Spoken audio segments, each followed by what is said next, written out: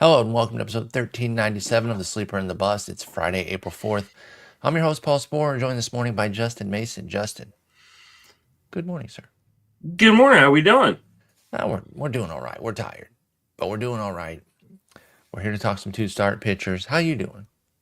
I'm tired. Yeah, and I'm a little cold this morning. I don't know what it is. I thought it was getting close to summer, but apparently not. Well, no, we're in that zone where, at least here in Texas, and I'm sure there's some similarities over there, our climates aren't terribly different, where it can be cold in the morning and then nice and hot in the day. Yeah. And then back to a little bit chilly in the evening. So that's kind of the zone that we're in right now. I definitely wake up cold, gets super, super hot already, high 80s, low 90s, and then comes back down. So that's where we're at. You know, does it feel to you like it's only been a week of baseball? No, maybe It's only been a week. it's been. So I've been watching. I've been on the Pitcher List live stream like nonstop. Oh, nice. Like literally, I'm in there. I was surprised you didn't get banned. Every day. I'm surprised I haven't been banned too because I keep swearing. You keep doing it? Yeah. Oh my Like, God. It's not on purpose. I know that, but I'm not like purposely disrespecting, because for those who don't know, the Pitcher List network is G rated. rated G. Yep. And we mean G. Like even our innuendo jokes, no go. But they've been doing this playback thing, which is really, really cool. Playback TV / Pitcher List, I think. Playback.tv/Pitcher List. Yeah. Go there. It's really cool. If you have MLB, you have to have MLB, but then you can watch the games with Justin, Nick, other PL. Jason's folks. been on there. Yeah, it's awesome. Pitcher List people, and it's a lot of fun, and it's really cool for me because it just gives me another screen to watch games on. And it's cool to like interact with people. Yeah, and people come in, they ask you questions too, and yeah, we just chat about what's going on. But yeah, I have a swearing problem. I didn't swear yesterday, but I also didn't jump onto the screen yesterday. So I got yelled at in the comments for swearing of our podcast with Joe. Did you? Yeah, go look at the Joe episode. I'm like, oh, okay, come on, and listen. If you're still listening, if my nasty words didn't run you off, you're not going to get through to me with the condescension of you're better than that. First off, no the fuck I'm not. Yeah, you're not. Yeah. Secondly, that's never going to be the tact with me. You win with me like the times that I've been like, and I don't try to just swear to swear. I mean, we definitely do on the show, but it's not like, oh, I'm a 13-year-old that learned the F-bomb and I just want to go off. It's not like the early days of FWFB when we played MFK with baseball players and right. Like that. And like the way it registers sometimes, like, oh, I listen to the show on the way to work and school with my kid. Could you chill out? Okay. Yeah. Cool. That's something that's tangible. I understand that. The whole like you're better than this. Like I said, I'm definitely not. Yeah. And I don't need to be because I don't think swearing makes you a worse person.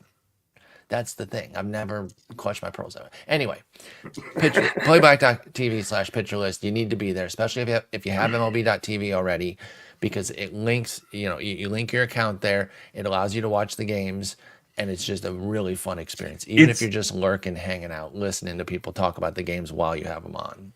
It's really cool because so for me, the Giants and A's are blacked out, right? Yeah. But not in there. Yeah. So I can go watch the Giants and the A's from my office where I'm normally blacked out from. And I really enjoy that. But I also just enjoy kind of sitting there watching the game with people. So yeah. That's really the best part is just hanging out, hearing people talk, just kind of being there with folks while you got your second screen on if you're working or whatever else you're doing. I've sworn 6 times during I believe it. I believe it. I mean, you gave Nick a heart attack on opening day. I did 4 times on opening day. I've been much better since opening day. Crazy on opening day. All right, let's dive in to two-start pitchers. Actually, I was looking at news. I guess Freddie Freeman to the IL. but it's not really actionable. What are you doing? You're holding. No, you're not doing anything. Like, it's like, this is one of the reasons why I kind of moved him down my board as we got closer and closer to, because like, you knew he was going to fall in the shower. No, because they said they were going to manage him throughout the season. They weren't going to let him, play day games after night games. And this is before the shower incident. Yeah, this is before the shower incident, right? Yeah. So, like, and one of the things that, for me, like, Freddie Freeman is such an amazing player, just generally speaking, but it's in large part because he can get to 700 plus plate appearances. That is a big part of his game. Yep. With that great average, right? So I still think he's going to be good, and this looks like it may be a minimum stay type of thing, because he was doing like high knees on the field yesterday. Mm-hmm. So I don't think he's going to miss a ton of time, and this is retroactive to the 31st. So we're really only talking about he's going to miss next week, and maybe not even all of next week. Right. But yeah, it's just kind of concerning to me for the long haul in terms of, hey, is he going to be able to produce the amount of plate appearances that we've seen in the past? I don't know that that's possible. I think he probably should lop off 100 plate appearances, and for me, that dropped him to like the third round, which means I was never getting him where he was going, and I feel better about that than my saying Mookie should have been dropped to the third round. Yeah, that didn't age terribly well so far. Okay, well, the thing is with the Freeman thing, he lopped off 100 plate appearances last year, and wasn't he still top of the scale? Because he had 638, down almost exactly 100 from 730 the year before, and he was fifth at first base, but a catcher was there too. So I'm going to call it fourth because you're never putting a catcher there. You know how I feel about that. That's always stupid. But it was Vlad Jr., Harper, Josh Naylor, and Freddie Freeman. I don't know. Maybe you still should have kept. I mean, it's moot now. I mean, it moved him to the 38th hitter. Yeah, I'm not really moved by that though. Again, the 38th hitter isn't a first 2-round player. Directly 1-to-1, no, but you're paying like that's. I gotta be honest. I hate that analysis because that's not what you're drafting guys like that for. Sure, you're not drafting them to finish exactly top 24 players. You're drafting them for a floor ceiling combo. His is always super high. But is it as high now? Well, no, it's a bit lower, but I still think that Freddie Freeman was worth a second rounder because he's still on the best team in baseball. He's still remarkably good. Like, there is still that ceiling with him. The volume ceiling maybe isn't there, but he was still 282. Oh, no, I think the volume ceiling. 9. Yeah, I don't know. I'm not worried about the ceiling. So then, did you have Josh Naylor ahead of him? I did not, but I was. Then that analysis sucks. With all due respect, because you're punishing him fully for losing the 100 plate appearances and saying like he was the 38th hitter. Okay, but you didn't move everyone that was ahead of him, right? No. Well, I mean, I wasn't projecting Naylor to repeat what he was doing moving to Right. So why put so much stock in? I mean, first off, I think you should put stock in last year. Last year was really good. I don't like the whole they were this last year, so I'm completely moving him down. I don't see the reason to do that with Freeman. Like what hitter rank was he? In my projection. Yeah. Oh, you moved him to the third. Okay, sorry. You don't have to open it. But I don't know. Like, you can lop off the plate appearances, sure. They're gonna be more careful with him, and then he falls in the shower. Which, by the way, I know people are gonna like make fun of those because those sorts of injuries are like silly or whatever. I've fallen before. Yeah, that shit fucking hurts, dude. I think my back is still fucked up from that. So, things happen. You got to be super careful there. Didn't Snell had a bathroom situation and like dropped something on his foot a couple years back? Yeah. He slipped in. I think it was bathrooms are a dangerous place to be. So for me, it dropped Freeman to. Let's see. I just don't know how far down you can get down the first base list. dropped him down to my 40th hitter. So but you did basically give exactly what he was last year. I don't know, man. That's tough for me. That's just tough. You put him behind in terms of first baseman. It put him behind Pete Alonso. It put him behind Christian Walker for me. Yeah, there's just no universe. Put him behind Freddie Freeman. He is Matt Olson. Matt Olson. You weren't taking Alonso and Walker ahead of him, though. Did you take either of them ahead of him? No, but I skipped over knowing I could get those guys later. Yeah. I didn't get Alonso this year. I know. I just think that should, once they fall behind, once Freddie Freeman falls behind those two, I think you got to be like, wait a minute, I'm going too far here because he's not behind those two guys. I'm not here for that. Anyway, we got derailed here because again, this is not actionable injury. Yeah, then nothing. You're putting them on your. You're using your limited ILs. If you only have limited, you're keeping them in NFBC universe, all that sort of stuff. By the way, not to beat this drum every single time an injury happens in season, but this is why you don't take injuries on in your 2-3 IL leagues, because now, let's say even somebody great, like one of the Braves, Strider or Acuna, and it's like a 2 IL league. Situation right now in one of my leagues, because I drafted Logan Gilbert. I drafted George Kirby, and I drafted Giolito, who I don't want to drop because he's starting a rehab assignment soon, right? Or actually may have even started last night, and so he's going to be back soon. But then I lost 2 other guys. Like I lost Cifali and I lost somebody else, and like all of a sudden, like, oh, I have to drop Cifali, right? Like, it runs up on you quick, man.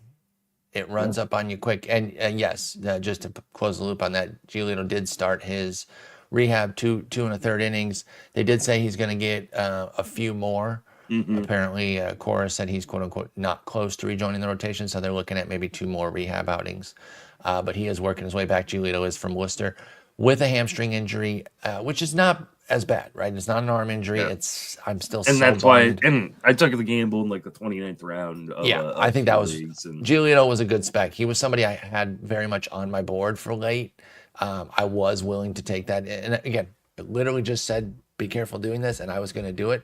There are limits to it. You want to be smart, but he was going to be my stash. I didn't end up getting. But Giolito. This is why taking multiple guys, right? Like it's not so much about taking a stash. Fast. It's about taking multiple stashes and then getting into a position where, like, oh, now you're screwed, right? It runs up on you so quick, and it happens every year, and it's just a immediate reminder where I'm like, yep, this is why I don't like to take the stashes, because now I got 2 guys that got hurt early in season.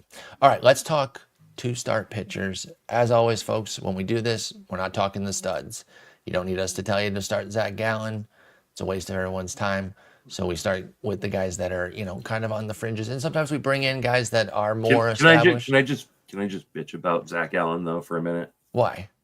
I freaking sat him against the Yankees this week, and why, dude? I was in a position where like I didn't want my ratios. The Yankees scare the crap out of me. Ace is only against teams like this. He's an ace, man. Gallen's a fantasy ace. Come on. That's classic overmanagement. I didn't have him down for 13, and you could have easily gotten 5 earned runs, right? It's easy for me to say now. I was trying to avoid that. But why? Why are you trying to avoid that on April 3rd? I overmanaged it. Stop. You have the rest of the season to make up for that. If he had gotten hit, you're making me mad this morning. I'm also just cranky because I'm tired. All right, let's talk 2-start pitchers. Again, we don't need to talk Zach Gallen because he's automatically in your lineup unless you're Justin. Luis Severino for the Athletics. They are now second on the alphabetical list because they're ATH. He gets San Diego and New York. The Mets, I should say. I can't just say New York there. Both at home, and I'm still getting used to an Athletic at home not being so good, because I originally looked at that and I was like, ooh, that's kind of fun. Like, that's 2 difficult teams, but they're coming to a minor league park. This becomes a bit more dicey at this point. Where are you on Severino after 2 starts, and are you starting him for this 2-start? I don't think I am starting him for this 2-start. little scary, right? Sacramento scares the crap out of me, right? Especially two starts in Sacramento, and the Padres scare the crap out of me right now. Absolutely agree with that. The Padres are looking like they could be a real contender this year, which is so interesting. I thought that before this week, though. I did you too. Not? Okay. No, I did too. But like I thought this was going to be one of those teams that kind of, I don't know, like kind of floated around, and hey, at the trade deadline we were going to see where they really kind of stood, but not so far. Yeah, there was a lot of talk in kind of the preseason about, hey, the Padres may look to sell some of these players early, and that turned out to be a lie. Yeah, well, and I think maybe they just didn't get what they wanted on the market, and they said, "Hey, let's roll with what we got, and we can always move these guys at the deadline if we want." Well, and not only that, though. Sorry to interrupt you, but they not only did they not sell, they pushed in. They bought Pivetta. They extended Merrill. Like, that's the crazy thing to me is like, yeah, they were talking about moving a contract or two to kind of lighten the load a little bit, and they went the other way. They signed a mid-rotation arm. They extended their young superstar. So yeah, they're pushing in, and good for them. I co-signed that with San Diego. That is what scares me here. The Mets, I respect them too. But they don't scare me quite as much as the Padres. This is a no-go for me with Severino. Somebody I like, but I do have that sort of heart versus head battle that I talk about a lot, where I like a guy, but my brain keeps telling me this is not where you need to be, because he dominated Seattle in Seattle, as you would expect. Despite 4 walks, the Mariners couldn't punish him, and then got absolutely clobbered by the Cubs at home. 6 runs, 5 of them earned. He did go 6, and I think he gave up some of those runs early, so he kind of battled for 6. This is Luis Severino we're talking about.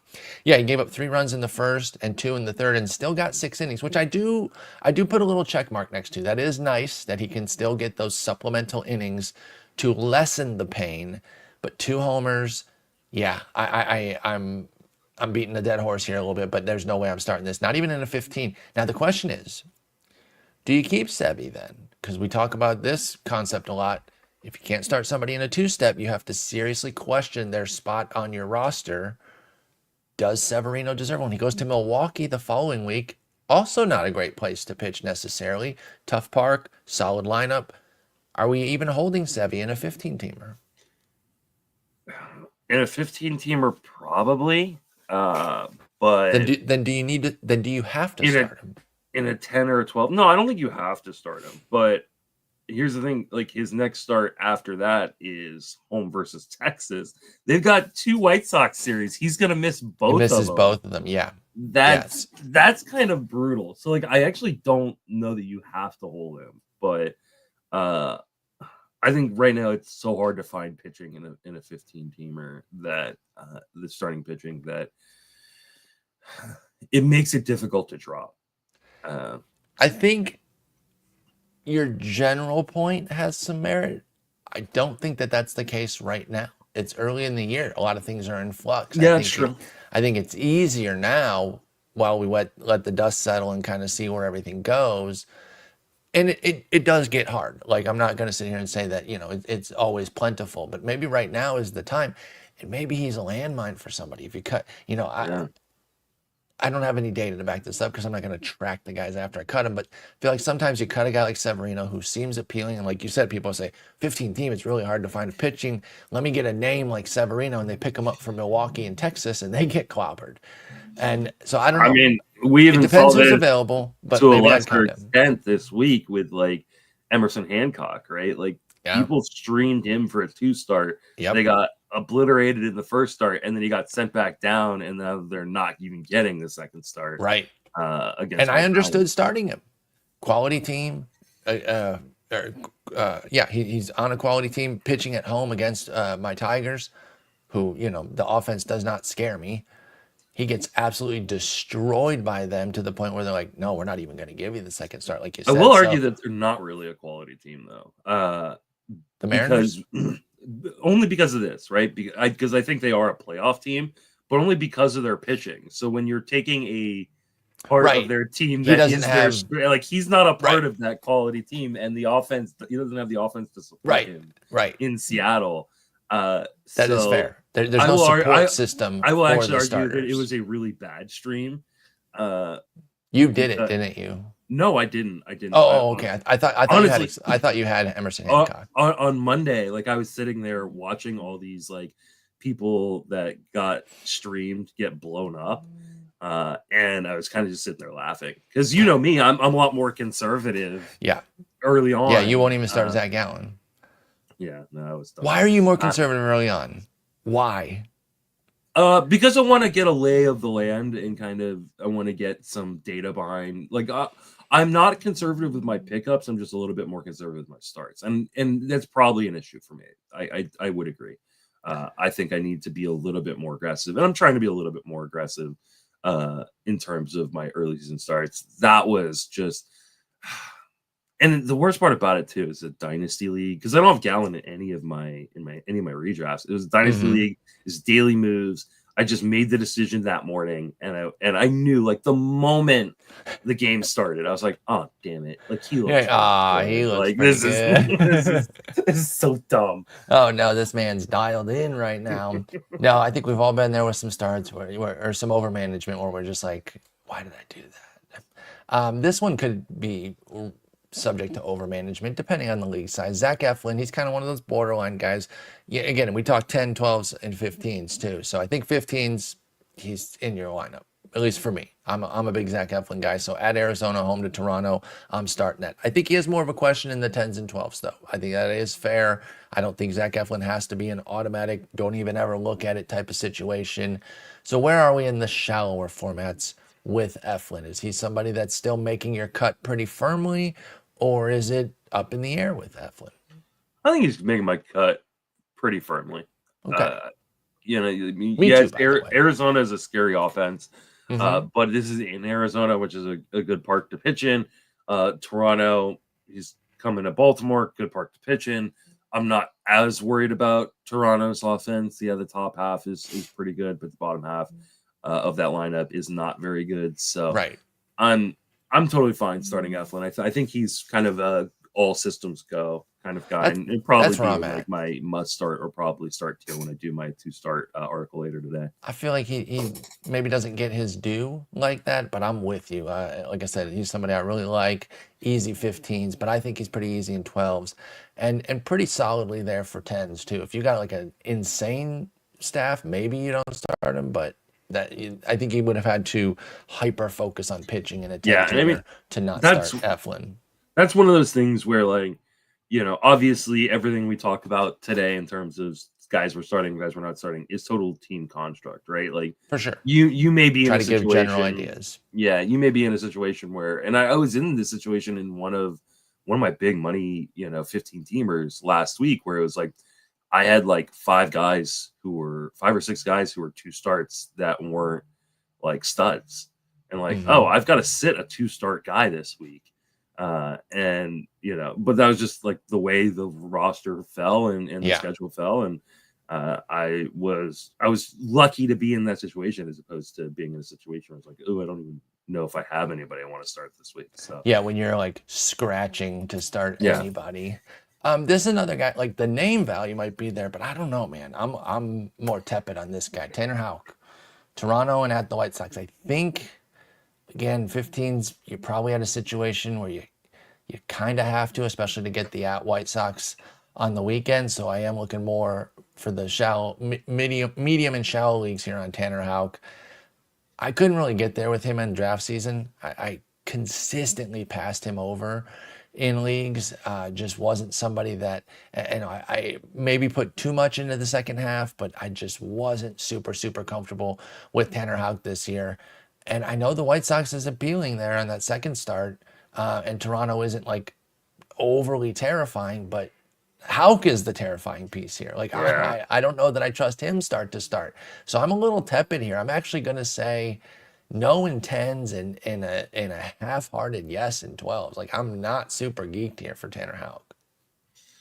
Yeah, I'm a little concerned as well here, especially because the White Sox aren't like nothing right now in terms of offense. Like they don't have a lot of pitching, but like their offense, it's middle of the pack right now in terms of runs scored. So like this is not an offense you necessarily are gonna just walk over every time.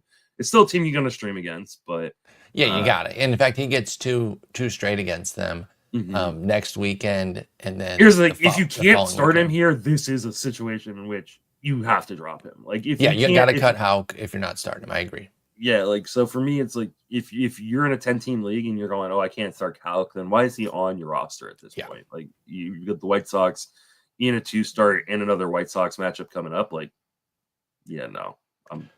But if you are a believer, maybe you go for the 2-start and the White Sox start after that, and then assess after, get your J rolled up on 420 the day after his second White Sox start. Smoke it and assess where you're at with him. Maybe, because again, if you drafted him, you had some belief in him, and maybe you just give him these 3 starts here, and then you assess after 5. Like I said, he wasn't a guy for me, so I've already 1 foot out. Other people might be 1 foot in and leaning toward him. They want to go with these next 3 starts. I totally get that. So I'm okay if you run him. Just go in eyes wide open. Know that he is a risk, even against the White Sox a couple times here. All right, let's talk about Logan Allen.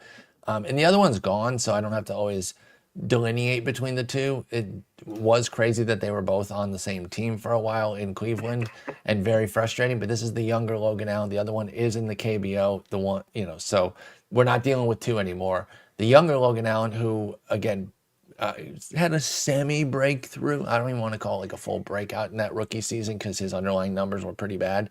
But then was terrible. That was in 23. Was terrible in 24. He's back now.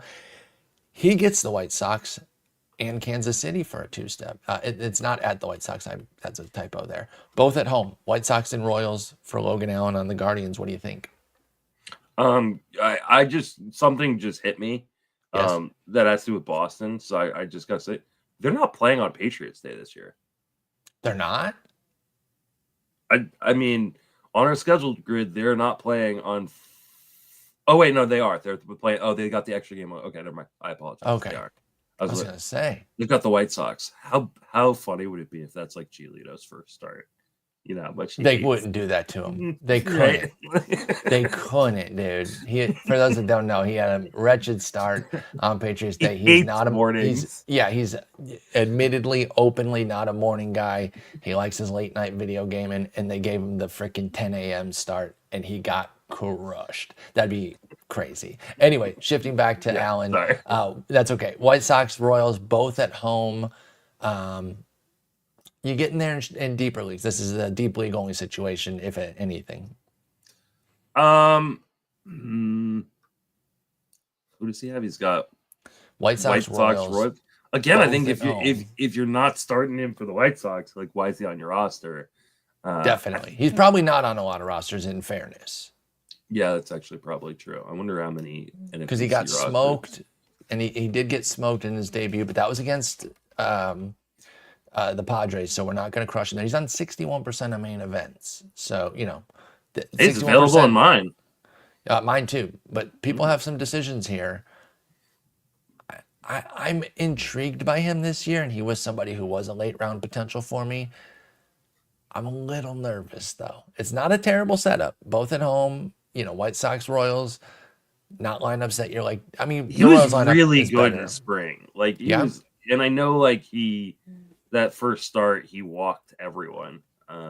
He had 5 and it's San Diego though too. Yeah, but it is like said, San Diego's like really good. They're awesome. The Royals I think are good, but they're not San Diego good. And the White Sox are the White Sox. So I think I might roll with this one in 15s. In 10s and 12s, I don't think you're rolling with them unless you're feeling risky. But I just think they're going to be better options in 10s and 12s. But in 15s, I actually this might be one I kind of target because it's got blown up. So I don't think he's going to be expensive in Fab. And these aren't matchups you're afraid of necessarily. So, and can I throw in, he's at Pittsburgh the following week, Logan Allen is. So I will say this too. There might be a situation where maybe you pick him up, even if you're not necessarily 100% going to use the 2-start, but then you reserve him because if he pops off, that Pittsburgh start's going to carry a premium. So I think he's at least worth being on the waterfall, as they call it there. I think talking about Jeff Erickson got that from James Anderson. But yeah, I'm kind of interested on Logan Allen here. Go ahead. You're talking about the White Sox, who are 18th in runs scored, the Royals, who are 19th in runs, or actually tied at 18th with the White Sox, and then the Pirates, who are 25th in runs scored. So Pirates are terrible, and it's in Pittsburgh. Not that Cleveland's a terrible place to pitch, but you go into PNC. So you got 3 starts here in a row for Logan Allen. And go well. Cleveland is a better place to pitch if you're a lefty, right? So yes. like, I kind of like this one, honestly. I think this one might be one I target. Yeah, I've got some intrigue here for Logan Allen. And you do get the great support of the bullpen. So if he can leave with a lead, you feel pretty good that Logan Allen can cop a dub, at least against one of these 2 teams here. So yeah, I think this one's on my board. Let's see. I'm going to see who he's starting, what starting pitchers he's going up Shane against. Smith and Cole Reagans. Ooh. And I love Shane Smith, but like Shane Smith looked good. He did. He had nasty stuff. Don't just look at the numbers, y'all, because he did have more walks than strikeouts. And you'd be like, a negative strikeout to walk. What are you talking about? I did stream him. Me too. The stuff itself was nasty, and the bullpen gave up his runs. It wasn't him. After he left, they gave up the runs, and of course, going up against Reagans, that's going to be tough for Logan Allen. But yeah, I'm definitely intrigued by this. I got to put him on just because I got to be thorough. But Kyle Freeland, Milwaukee at home, and at San Diego. We're moving on to Shane Smith. Home versus Milwaukee, and then at San Diego. Yeah, it is not fun there. But next up is Shane Smith, the Rule 5 pickup from Milwaukee that made the Chicago roster. He really impressed me in spring, so I had him as a target, scooped him in the late rounds of a few drafts, ended up starting him, and now we got a 2-start here at Cleveland and home to Boston. I'm running it because, again, this is my guy. So this is one of those where, who was it that I was talking? Oh, Houck, where like if you're 1 foot in, you're looking more to start somebody. I'm 1 foot in, at least 1 foot, if not 2 feet all the way in on Shane Smith. So I'm starting this. I don't think it's necessarily something that everyone has to do. Like, he is still borderline, but for me, he crosses the line. I'm in on Shane Smith. What about you?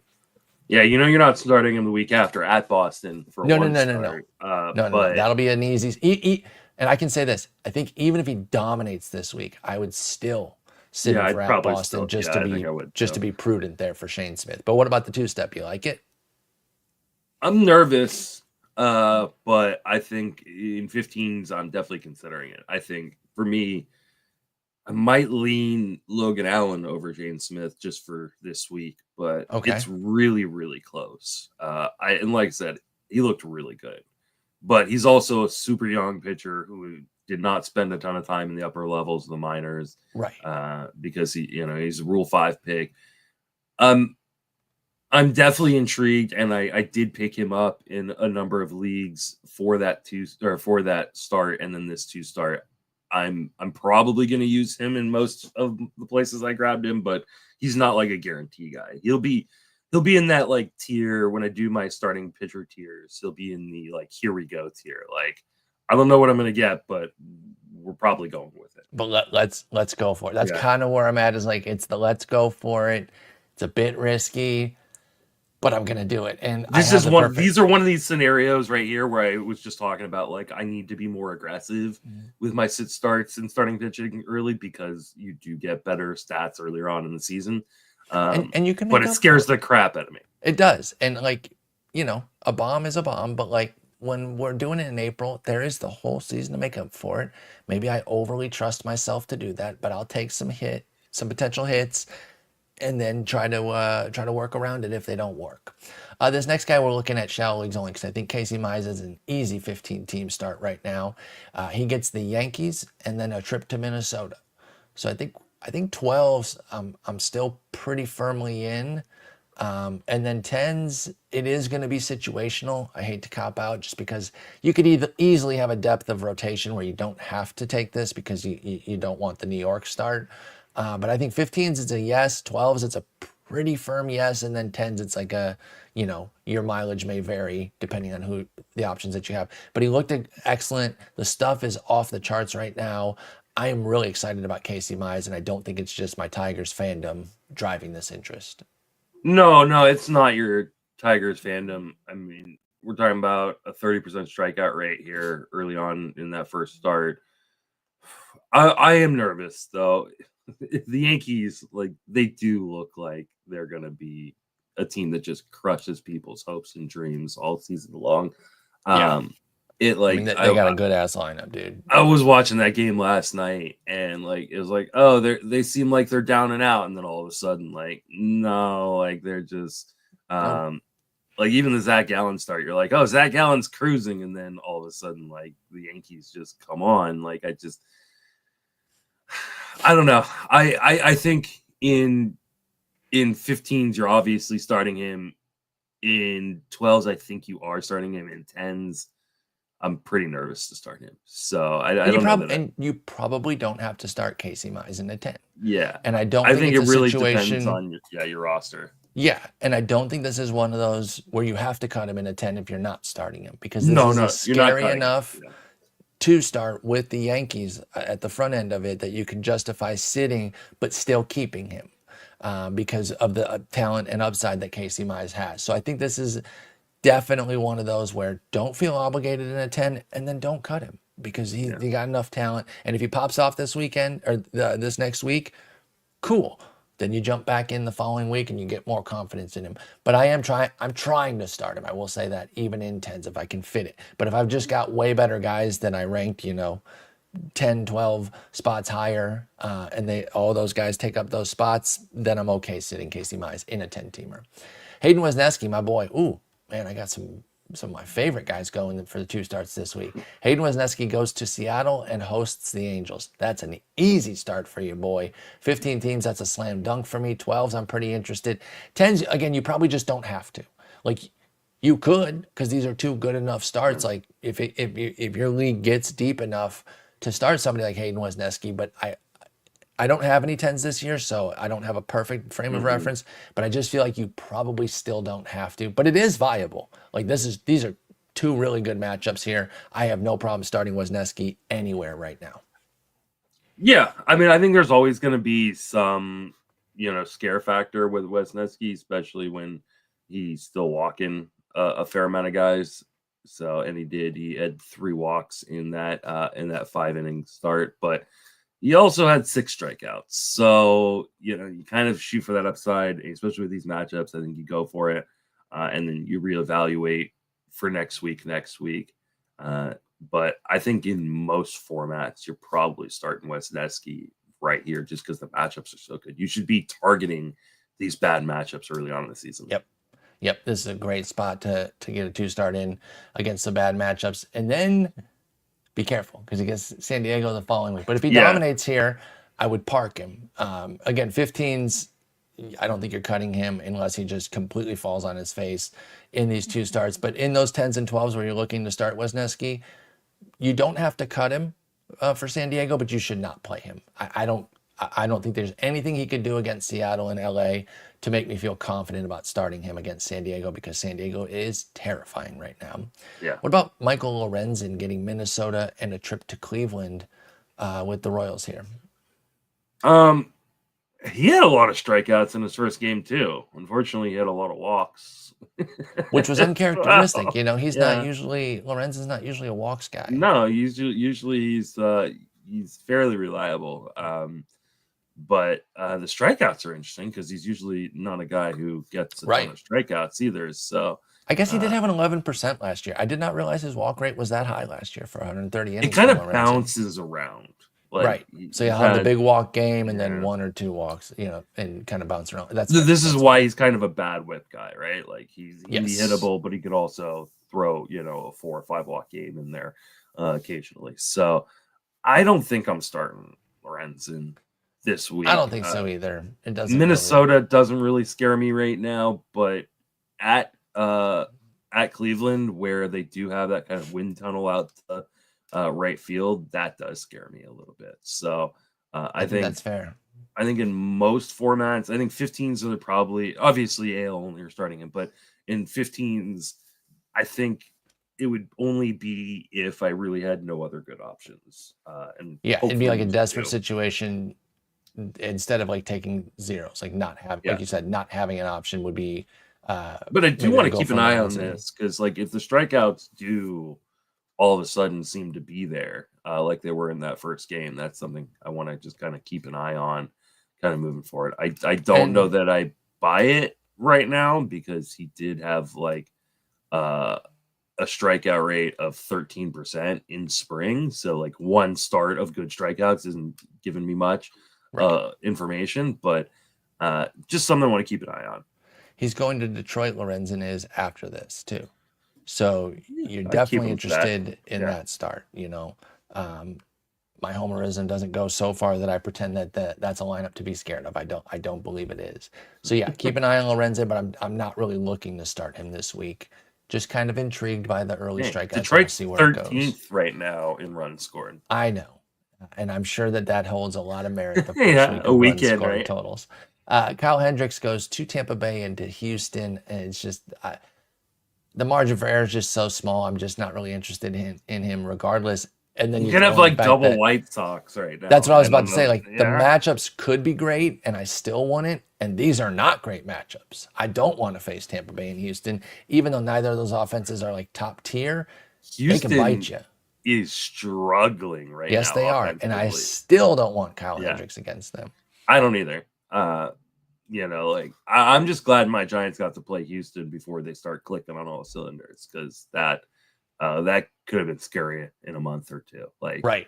Caught him at the right time for sure. So yeah, we're an easy pass on Kyle Hendricks in all formats. Let's talk Dustin May. Again, this is another one of those where I think 15s, it's obvious you're going with him. This was like one of your up and coming picks. If you took him, you've got some expectation. So he gets Washington and home to the Cubs. And maybe you differ, but I think 15s, it's probably a slam dunk. What about 10s and 12s with Dustin May? Okay, so Dustin May he's at Washington and he's versus the Cubs. The Cubs are the team with the most runs scored in baseball, but I think that's in large part to starting the season off in Sacramento, where like the ball just like flew off their bats. It was going crazy. It was insane. So like I don't think that they're necessarily the best offense in baseball, but I do think they're a good offense. And my thing about Dustin May right now is I think everybody's going to look at that first start and go, hey, look, man, he was amazing. And he was.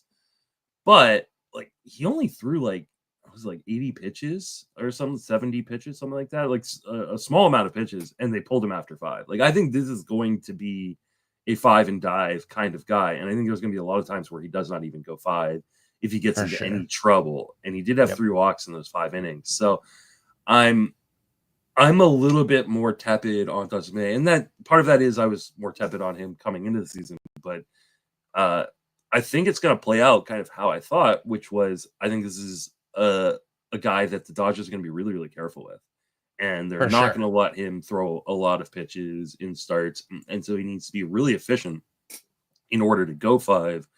So in tougher matchups, I don't know that I want to start May very often. I think you probably have to start him in 15s, but in 10s and 12s, I don't think I'm starting him against the Cubs this week. I think I'm sitting him. Yeah, I think that's fair. He had 81 pitches, went 5 innings of 1 hit ball, gave up an unearned run with 3 walks. And I think the 1 hit kind of saved him because in the SP chart I wrote, I was like, Atlanta isn't hitting well, so I understand streaming him here.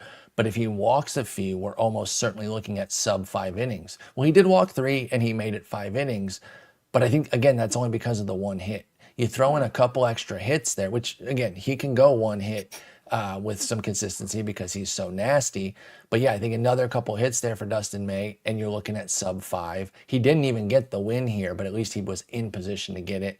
It's not easy to start him in anything shallower than a 15, but probably still getting there, because if you drafted him, you have some belief in him. You want to see where this goes. Yeah, he was and I great think 15, in the debut. I feel like 15 got to start him, right? Oh, it's a slam dunk in 15s. Yeah. Like the Dodgers' best offense.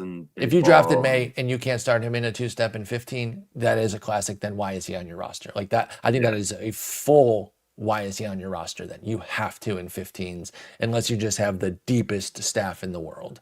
Yeah. He goes to Texas the following week, and I do think how he does here at Washington and home to the Cubs will be kind of a good litmus test to see how confident you are taking Dustin May to Texas.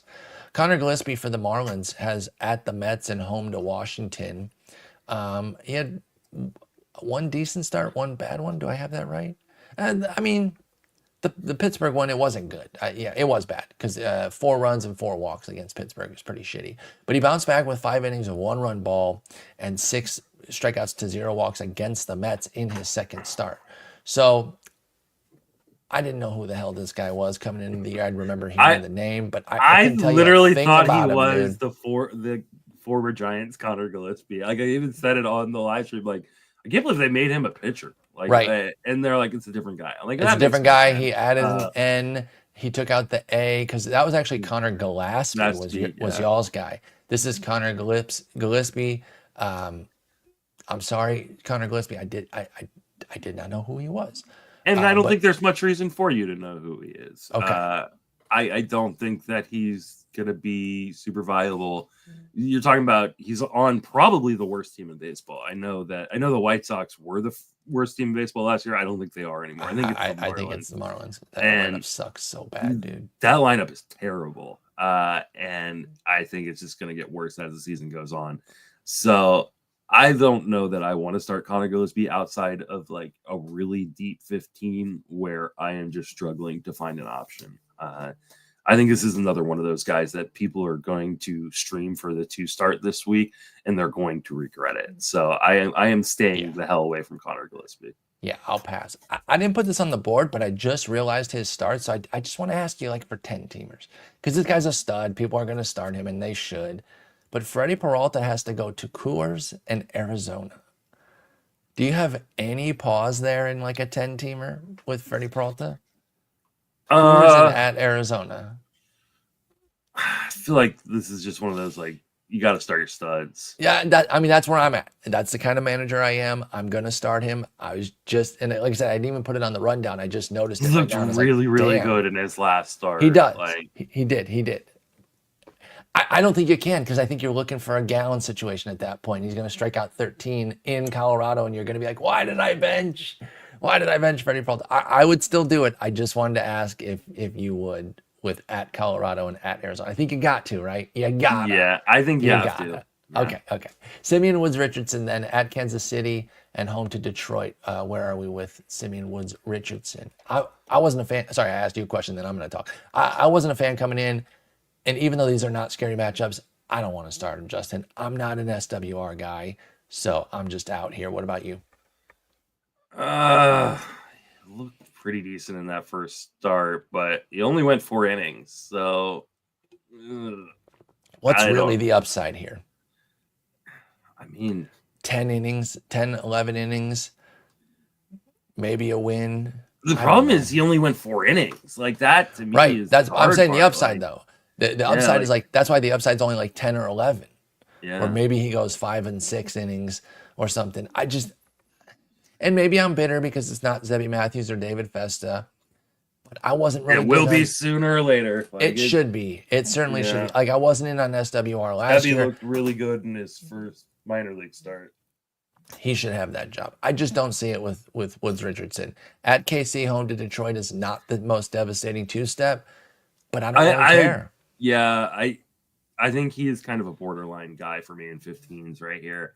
Yeah. To me, like if you're gonna stream a 2-start, you're really trying to stream for wins, right? You're trying to get a shot at 2 wins. And the fact that he didn't go 5 in an outing in which he only walked 1 guy is concerning to me in terms of that usage. And that Minnesota bullpen is good, so they will rely upon it. So I'm a little worried that they're just not going to let him go deep enough to qualify for a win in both these, even if they are ahead, and they have not been ahead in very many games this year. So yeah, he's probably borderline, definitely not starting 10s to 12s. I think in 15s, it really depends on your other matchups, but I think we've already talked about a few other guys that I think I'd rather start. I think I'd rather go with Logan Allen. I think I'd rather go with Shane Smith here. Yeah. And if you have him, like, you can cut him here. Yeah. Like that. Again, if you can't use him here, yeah. If it were me, I wouldn't have rostered Simeon Woods Richardson. So that's pretty simple. This is another guy that's like definitely, studly looking, and I just want to make sure that you're fully in on Kodai Senga in the shallower leagues. He gets Miami again, which he's opened with, and he looked fine. And then he goes to the Athletics. Where are you on him? We didn't talk about him a lot in the preseason. He was okay. Actually, he wasn't that great. He did have 8 Ks, but he did give up 4 runs. Only 2 were earned in those 5 innings. But are you good with Senga? Is he an automatic in right now? You're not even questioning it? I think as long as Senga's healthy, he is a kind of must start kind of guy, right? And it just, for me, it was all about health, which is why I was staying away from him in spring and during drafts. But as long as he's healthy, I think I'm rolling with him if he's on my roster. So I think you have to. I don't know how long he will be healthy for.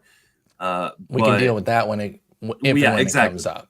Yeah. Okay. I think if you drafted Senga, you're giving a merit of trust that you just have to start. Okay. I want to kind of give that confidence to people that maybe in the shallower leagues were kind of like, where are we at?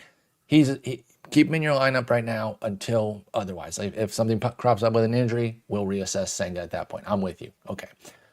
This Zach Wheeler guy looks like, no, I'm kidding. Carmen, believe it or not, MLODZINSKI is Machinsky.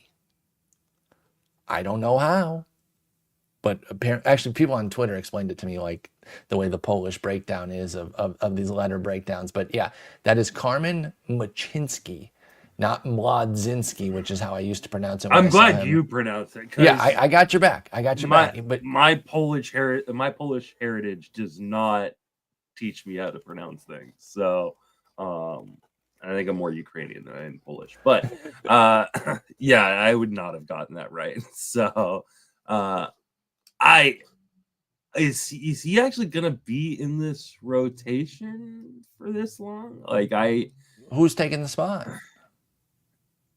Well, did they already send down Harrington? Is that no? But they were running a 6, and we have a 6 we have Skeens, Keller, Falter, Heaney, Machinsky, Harrington.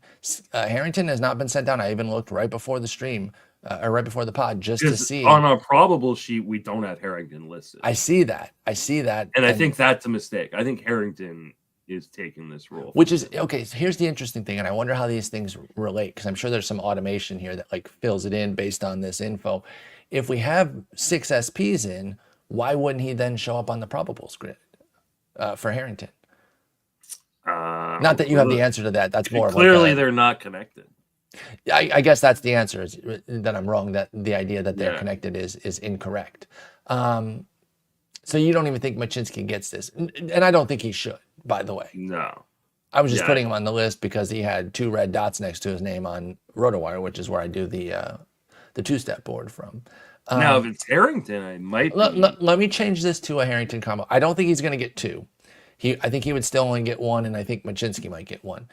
But even though this is the 2-start episode, let's talk Harrington a little bit. He was rough in his debut.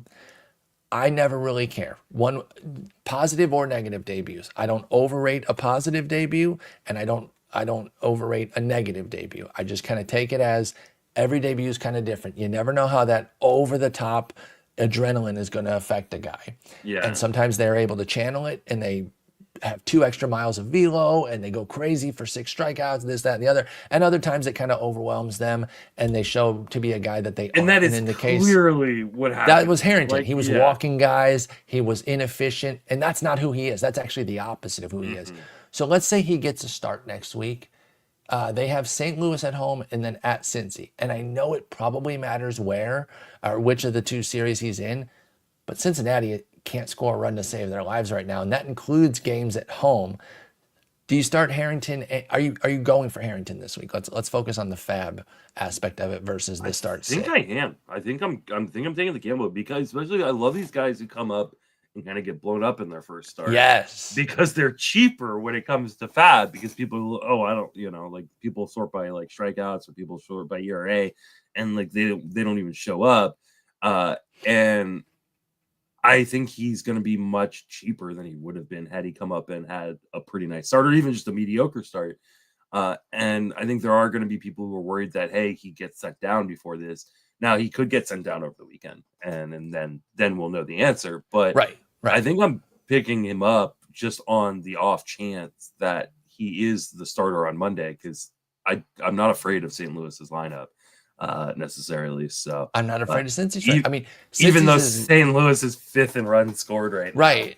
Between the 2, you should be more afraid maybe of St. Louis than the Cincy, even in Cincy, because the way Cincy's playing. But I probably still like that lineup more, the Cincinnati one. But with Harrington, would he be lined up for Monday? Is that when he would go? Yeah, it would be Monday. So you'd know before lineups lock whether or not he's the projected starter. So yeah, I'm definitely going for him this weekend, and particularly in 15s, borderline in 12s, and not in 10s, even if he is staying up, because I don't think the upside is like super, super rich with Thomas Harrington. By the way, I think if they were going to send him down, they would have already sent him that's down. exactly where I'm at with Harrington. Why would you keep him up for 4 days? What, just to get 4 per diems there? Get a little money in his pocket. But no, I'm with you. Like, why? I think he's got to be in this, but we haven't heard anything definitive yet. If he gets the 2-step, how psyched are you for that? I mean, you're saying you'd start him against St. Louis, so you'd obviously start him for the 2-step. Okay. I mean, Harrington's a really interesting prospect. I agree. I think Bubba Chandler's getting all the hype. Yeah, he's overshadowed by Skeens and Chandler, but like Harrington's a good prospect in his own right. Talking about a guy who does not walk people. That's why that debut was so uncharacteristic. Yeah, last season he had a 4% walk rate with a 25% strikeout rate between AA and AAA. And can I just say how much I love the fact that Fangraphs has added like the MILB tag for stats. Always go to BREF for minor league stuff because of that. Now I can actually use our site. I don't have to. I used to go to the game log and I would just game log the entire season. Yeah, and calculate it up. Do the little double click there. But no, this is so much better because I'm a percents guy on the K and walk rates, and BREF is they do the per nines. And they do have the percent for major leaguers if you scroll down just a little bit, but on the minor league side, they don't. So you have to calculate it. And I know some people, what we call smart people, can do those calculations in their head. Well, I'm an idiot. I can't. I can't look at all. And I just use Fangraphs because I'm a company man.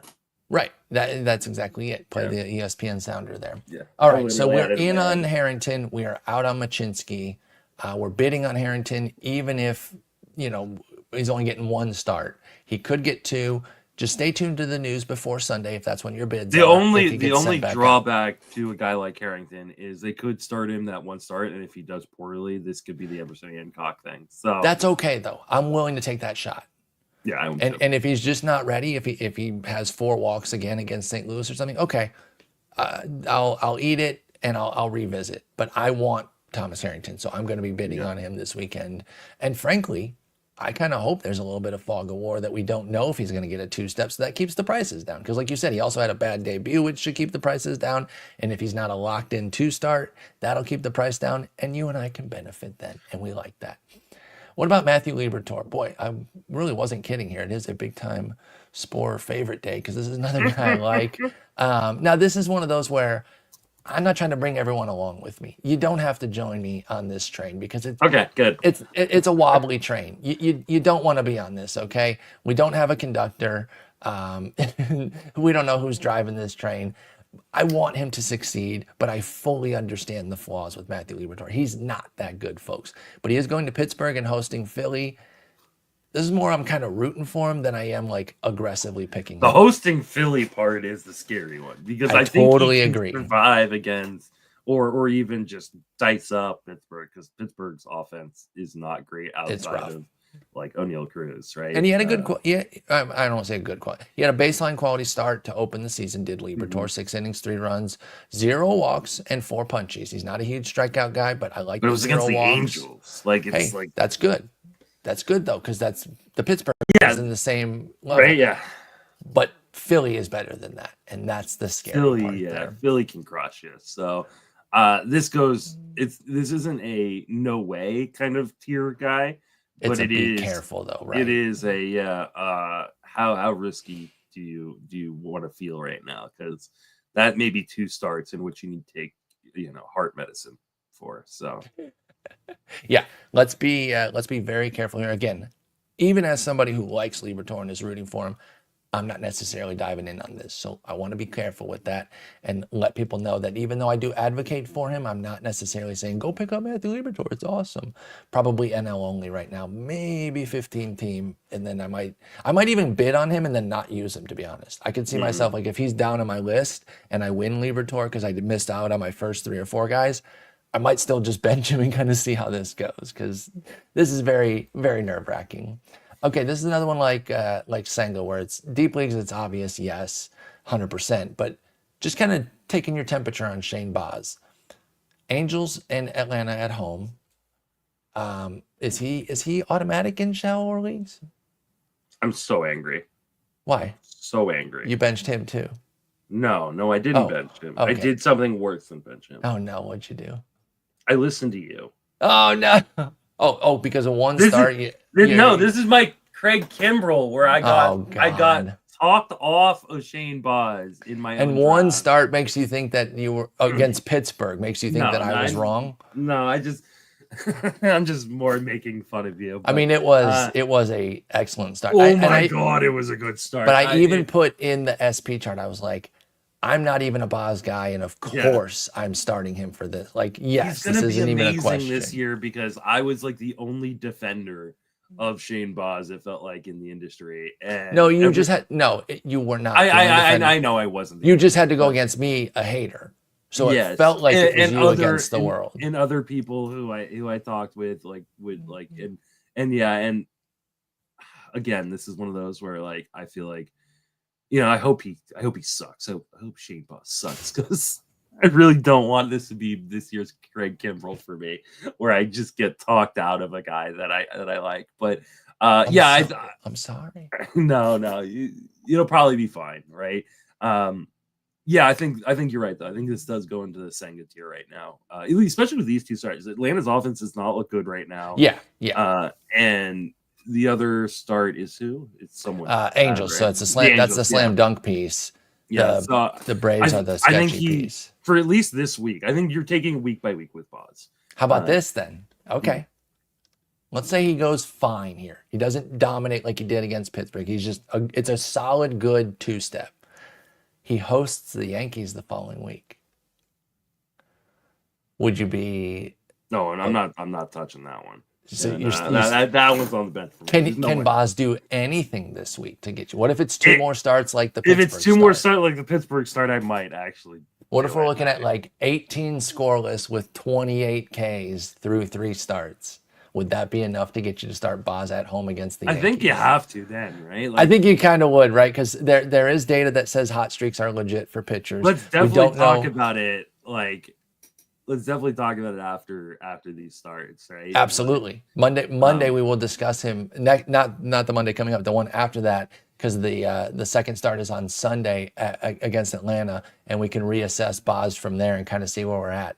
Because if he pops off for 2 more, I think even my skeptical ass would probably give him a go against the Yankees.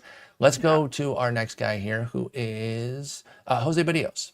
At Boston and at Baltimore, he bounced back after his opening day dud, as expected, at least for me. I wasn't even benching. It wasn't even a question. I sat him in a league too. How long have you been playing fantasy baseball? You know he's going to bounce back after that. 5 2/3, 2 runs, 8 Ks. He was fine. Now this is dicey here. At Boston, at Baltimore, 15s. I'm still doing it. I'm a Barrios guy. I want to be clear on that though too. So there's some bias toward him, but I think in 15s it's still pretty easy. So I'm focused more on 10s and 12s when I'm asking you here. Can you get there with him in 10s and 12s for Jose Barrios? 10s, it's going to be the classic. It's your roster. So zero in on the 12s here. Let's zero in on the 12s. I think you are in 15s. I don't think you are in 10s. I think 12s is the real question. And I'm leaning towards yes, but it really depends on your roster. Sure. Right? Like, Barrios is one of these guys that I love, but part of the reason I love him is because I play in deeper leagues where that volume really matters. Exactly. Right? Exactly. There is a likelihood that one of these starts, if not both of these starts, he could get blown up in. These are 2 good offenses that have started the year off well. So I'm a little bit skeptical of it. I think I would lean more towards the no and in a 12, but I'm not taking it off the table. I think we start having questions of like, would you rather start Logan Allen or Barrios? Barrios. I think it's Barrios for me too. So in a 12-teamer, he was around a 20th rounder. So that's not a must all the time start type of guy. But I would also say that he passes the sniff test of like, if I don't use Barrios here, I don't think you have to cut him. Like I can see benching a 2-step because you have a deep enough rotation not to. Plus, I don't want to give up Seattle the following week, which is who he has. So if you don't start Jose Barrios, that is okay to bench him and keep him for the Seattle start. I'm leaning, again, I'm doing it in 15s pretty easily unless you just have crazy good pitching. And I'm leaning no in 12s, but I'm open to it. Okay, our last guy, excuse me, big air bubble there got me. Trevor Williams. Oh, never mind. The Dodgers are in this. I mean, it doesn't matter. I mean, now it is as disparate as you can get. It's the Dodgers and the Marlins. But it's also Trevor Williams. Yeah, I know. I just wanted to point out that it is literally the craziest top to bottom 2-step that you can get. The Dodgers at home and then a trip to the Marlins. I think you've been a Trevor Williams guy in the past, but the start that he had last year was total fluke. Yeah. He just got lucky he got hurt. Like, that's exactly it. Before regression could set in, he got hurt. I mean, it's weird to say he got lucky he got hurt. Obviously, we weren't rooting for his injury. He had the best part of the Tyler Anderson season, but Tyler Anderson didn't get hurt. So right. So it continued for him. Yeah. But no, like everything about that 66 innings of good work that Trevor Williams had, I'm sorry, it was a stone cold fluke. It was a 2.03 ERA with a 3.96 SIERA. Anything under the hood, whatever number you want to pick, screamed that was not legit. And again, I can't get anybody but an ace against the Dodgers right now. I don't think they're, let me ask you this. It is aces only in a 1-start situation against the Dodgers. But let's say it is this Dodgers-Miami setup. How low of a starter do you go that you would start? Well, let's say this is Mackenzie Gore. Now, he starts the day after, so he won't get the Miami start. But let's say it was Gore getting Dodgers at Miami. Would you go with Gore? Yeah. Okay, so that's about you're the mid-tier starter. The Dodgers aren't the scary Dodgers. Yes, they are. I don't know that they are, man. Like, I mean, you still got to be terrified of them, no? I'm still scared of them. But like, I don't think that they're the Avengers right now. I think they're like Avengers in what is it? Is it Infinity War where like half of the Avengers are gone? I'm not a fucking dork, Justin. I don't know. I can't remember. I'm just kidding. I absolutely am. I'm just kidding, Marvel fans. I'm a gigantic dork. Just dorky for different things. But no, I don't remember. That was the one when Thanos Thanos snaps and had half of I can't remember if that's, I think Infinity War is when they helped him back, right? Hang on. Back up, though. This lineup still runs deep. At least 7 deep with Ohtani, Betts, Teoscar, Conforto. It's still really, really Smith, good. Edmund, Muncy. You can say Hernandez and Pages don't scare you. I can get you there, but that's still 7 of 9. That's pretty good. Yeah, no, that's still pretty hot there. I'm just not as scared of the Dodgers as I am of the Yankees. The Yankees right now, okay. Right now, and maybe the Cubs. What about the Padres? Yeah, I think the Padres too. I think I'm more scared of the Padres. Now, does that mean I think that they are a worse team than any of these teams? No, I still think they're the best team in baseball. I think. Well, because we're talking offense versus entire team. Agreed. So when you're talking about like starting a pitcher against them, you're also going, hey, like the chance that they're going to get a win is like really non-existent. Right. Yeah, like, and so, but I think Gore is one of these guys you throw in the Zenga category, right? It's not because of injury, but just because of his own, ability to repeat his mechanics from start to start. But I think you're starting him until you're not.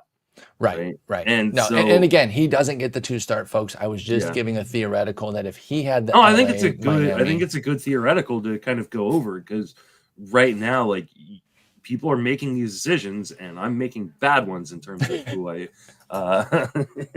am and not starting. But these are the type of things we need to think about. And I don't think the Dodgers are a team you necessarily have to run away from, especially when it's one of your top tier pitchers or a guy you consider one of your top tier pitchers. Right. But yeah, more of the guys who are middle to lower tier, I definitely would still avoid with the Dodgers. Can I ask you this? Mm-hmm. 10 teams, maybe 12 teamers, because 15s, I think if you drafted this guy, you have to start him. Roki gets the Cubs next week, a team that you said you're scared of. Are you worried about Roki against the Cubs in a 10-teamer? I'm not starting Roki anywhere right now. Okay. Not even a 15? I don't think I would. Oh, man. I don't know. And listen, I think there's a very, very good chance that Roki Sasaki gets sent down. Gets sent out. Yeah. And I mean, his control is terrible. I know Dodger fans are going to be yelling at me that I'm a Giants fan and I'm biased, but I think he was pushed way faster than he should have been. I think all the hype forced the Dodgers' hands in terms of putting him in the rotation, and I think he's going to be really good at some point. I think he will be a top tier, a SP1 in fantasy kind of pitcher at some point in his career. I don't think it's this year. And I think I do agree with that. I don't think it's this year. It's just that I don't think that they were like forced to. I think they wanted to see where he was at. Like his control didn't fall apart last year like this. But he's a one-pitch guy, and Eno was on this. Yeah. And you were too, by the way, in terms of not being keen on him. I think you had him in the 50s, you said, for your SPs. 52. But Eno was, talking about how, what does he have besides the splitter? Nothing. And then if teams are spitting on the splitter because it's so nasty that, it's a great pitch to GIF and it is nasty, but it is kind of easy to take too if it's not competitive. And that's where we're at with Roki right now. And so, against the Cubs, maybe that is a stay away. I don't think you're automatically starting him. The Tigers waited him out. And I know I'm blasting my own team, but again, we don't have a super scary offense. So to see them have the patience they did against him was awesome. I loved it as a Tigers fan, of course. And this is one of those things where I think people are going to get mad at me again. And that's fine. I'm used to it. But I think this is a process thing. And I think we've been very, very lucky with Japanese players coming over and just being amazing from the get-go. Right. But it is a massive transition. Of course. I mean, you can't even overstate it. And you're asking a guy who is 23 years old. That's the thing too. Roki is young. He's a baby coming over. Yeah. Yamamoto, I know he's only maybe 2 years older, but he had more experience. I should check the data on this, but I'm going off the dome right now. But I think he had more pro experience too. Like he was just a more established pro than Roki is, and he also wasn't coming off of his worst season the way Roki was last year. And so, I felt like it was a pretty bad process for people to be drafting him. Now, I will say he wasn't going as highly as I thought he was going to end up going in the end. Right? No, the price did calm down. Yeah. And I'm sure the Korea start impacted that. Right? Absolutely. He looked terrible there. But we just don't know how these guys are going to translate. And especially when we're talking about guys going inside of the top 100 picks or even top 150 picks, you're still, if you pass up on, a guy like Sasaki, you're still getting a really good player. This is, again, the argument of, I can't remember who we were talking about with Greg. It's I think we were talking about DeGrom, right? You're still getting a really good player if you pass up on DeGrom. You're still getting a really good player if you pass up on Sasaki, but now you may get nothing. And I hope I'm wrong because I not only that, want him to be good. DeGrom is a different case because I think when DeGrom's healthy, he's going to be good. With Roki, you might be getting bad starts. So far, you have been. The first 2 starts have been wretched. Now you got to wash away the Korea one or the Japan one. Well, only in NFBC. In NFBC, right? Yes, in ESPN, in Yahoo, in the vast majority of leagues. You had to take it to get the Detroit start, and I'm sure a lot of people did because I don't want to give up a start against Detroit. I don't. In a lot of formats, if he already had that start, so let's say your draft was the week before actual opening day and the previous games had already happened, if you drafted him into your starting lineup, he was locked. Automatically, yep. And I think that is a more common format. I know that happened in Tout Wars for some people where they drafted not just Sasaki, but pitcher Ohtani, right? Because in Tout Wars, it's Yahoo where it's pitcher Ohtani. So you had to take zeros for and you had to take a zero for that week until you could reserve it. So like, listen to these pictures that Roki went around. This is in 38 main events starting on March 22nd, which was the big Vegas weekend. Christopher Sanchez, Freddie Peralta, Luis Castillo, Zach Gallen, Justin Steele, Sandy Alcantara. He was going around those guys. He's right in the middle of those guys. Super established, legit dudes. Sanchez isn't super established, but most of those other guys are. Can you guess, and I don't know if you can you guess Sasaki's min? He had an ADP of 106, and I'll even give you the max at 147. Can you guess Sasaki's 42 min pick? You're not even close, dude. Oh, God. 29. Oh, my God. 29. Oh, my God. 29. Let me scroll up. 29 was Chris Sale's ADP. 29 is Gilbert, Sale, Snell area. I'm sorry. I don't care how hyped you were on Sasaki. Like, why are you doing that? That's where the whole get your guys goes way too far. The worst part about that isn't so much that he took him that high. It's that 29 means you took him at the back end of the second. You could have got him at the top of the third. Like, if you really felt like, oh, I've got to get this guy because he won't be around for my fourth, fifth, you could take him in the third. Like, he's still going to be there. Right. Like, why? Like, that to me. Oh, I'm an idiot. I was in this league. Yes, this was the famed Team 2 in my league. Yeah, this was like a dead money team. This was in my second main. That makes more sense. They took Ellie. Cool. I got no problem with that. Even at number 2, I would have gone Otani personally because Witt went number 1, but I don't have beef with Ellie. But then it was Sasaki, O'Neal Cruz, Yamamoto, Luis Robert Jr., a 6th round Jordan Romano. Was he really going in the 6th? I don't think so. He was. Okay, well, that's crazy. Tristan Casas, Grayson Rodriguez in the 8th. This was on March 26th. We knew the deal on Grayson Rodriguez. And again, it just continues from there. Do you want to know what his min in the main was before that? I do, yeah. 61. Yeah, I mean... That is the crazy part. And I remember when we talked about it on stream because I was like, I'm gonna get your guys drafter, but this is where it gets silly because there's just no need to take Sasaki that early. You could have taken him in the 5th round, and that would still have been early against his ADP without being silly. But that person really wanted Sasaki, so they took him at 29. Yeah, Team 2 in that league ended up being kind of dead money, and I say that now, and they'll probably beat me, and I'll be like, well, I am in second to last right now, so they are technically beating me right now. I'm in last, I think, in my main right now. I'm allergic to... Oh, it's funny that team had Ivan Herrera, so they got 3 homers from their catcher this week. Yeah, I'm in second to last right now. I'm allergic to good starts, Justin. It doesn't matter. And I always have to build up. I don't know what it is, but my teams never get out of the gate strong. My pitching is fine. I have a 2.53 ERA and a .98 WHIP in 21 1/3. Nice.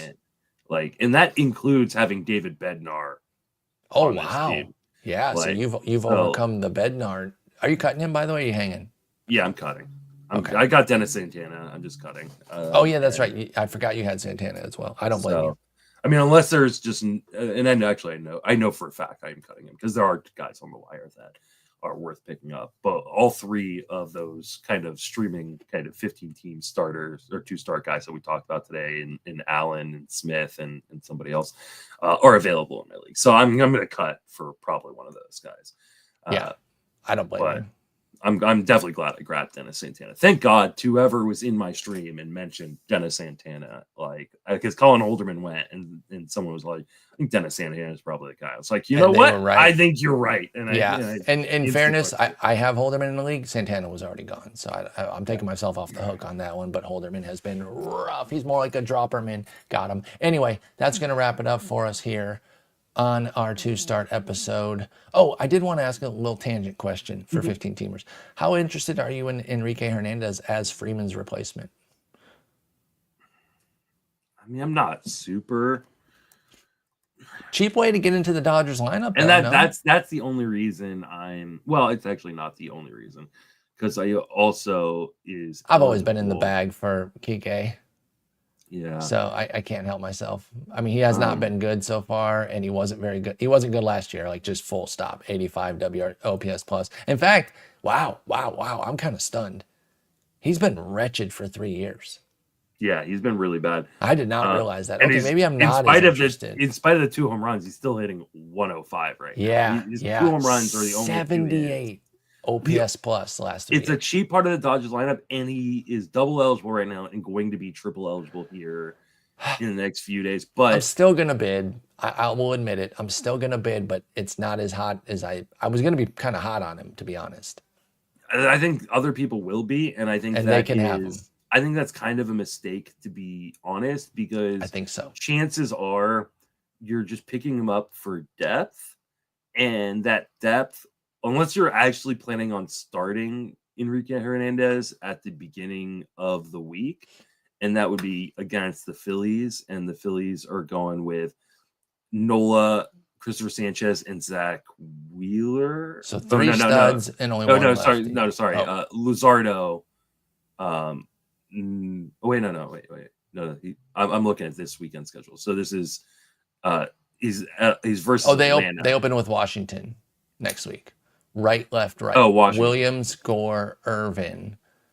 So you only get 1 lefty. Now the 2 righties aren't very good though, so that does help Kike. Trevor Williams and Jake Irvin aren't exactly scaring you. And then he does get 2 lefties on the weekend, but it is Matthew Boyd and Justin Steele. So 2 good lefties. But also there's a chance that Freeman's back by... That's also true, because it's backdated, so he could be back quickly. He comes back he's eligible to come back on the 10th. And the 10th is the off day, the Thursday. So yeah, he could be back just in time for the he could literally back for that. So like, I don't think you should be spending money on Enrique Hernandez, personally. I don't mind putting him in your list. Just don't go crazy. Yeah. Like I'll have him deep in my list. But again, I'm also a bit of a stan. Do you see they traded for Esteury Ruiz? I did see that, because the Athletics don't have a spot for him somehow. Their team's good enough to not have him. Okay. They just hate that guy because they really do. Because I'd probably get fired from a team too then, because I would have some things to say about John Fisher. You for sure would. I would be wearing a T-shirt that says F John Fisher, let alone the bracelet that he had. Anyway, we'll get going. Have a good weekend. Are you going to be speaking with Jason this weekend? I believe so, and if not, I will get someone. Okay, great. Then we'll be back on Monday to kind of set up the week. Justin, have a wonderful weekend. Peace. Take it easy.